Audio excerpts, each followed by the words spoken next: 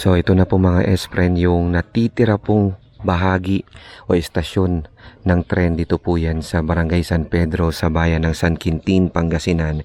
At ito na nga yung pinaka-flag stop nila dito. Ito na lang natitira. Parang naging, alam mo yung gate na nila.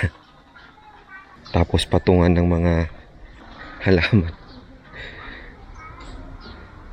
At least nagamit siya para dyan. But anyway, ganito lang naman din yung ibang mga flag stop na pinuntahan natin. For example, dun sa Polong, sa Sapdaan.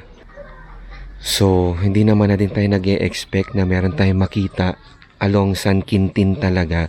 Kasi sabi nila, puro kabahayan na daw eh.